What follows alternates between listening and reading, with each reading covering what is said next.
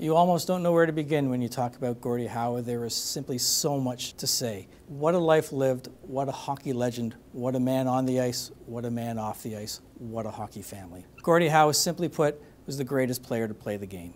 5 decades in the NHL. That is something. 20 years he was in the top 5 in scoring. 6 years he led the league in scoring. 6 years he was the league's most valuable player. 4 years he won the Stanley Cup. That's a lot for a lot of people. He led a revolution in the WHA that increased player salaries. He got to play with his sons on the same line in the WHA, and then he came back to the NHL. He even played a game in the 1990s when he was in his 70s for the Detroit Vipers of the IHL. That's not just anybody doing that, that's Gordie Howe. When you think of Gordie Howe, he means so much to so many people.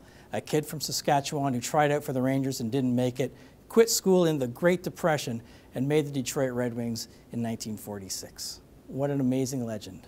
And what an amazing hockey family. I mean, most of us are happy to play ball hockey with our dads on the driveway. He got to play with his kids, Mark and Marty, in the WHA and later in the NHL when he came back. Gordie Howe, simply put, changed the game in so many ways. We remember Gordie Howe as Mr. Hockey. I remember him as Mr. Elbows. He's remembered in the game today as the Gordie Howe hat trick. A goal, an assist, and a fight.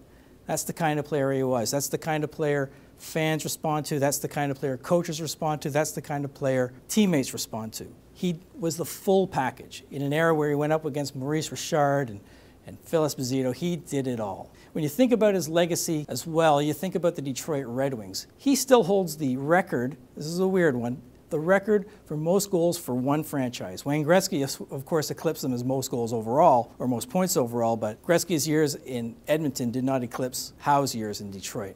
And what he means to the Detroit franchise can't even be put into words. There's still a stall in the Joe Louis Arena with 9 Howe above it, and opposite it, it's Ted Lindsay. They remember him well.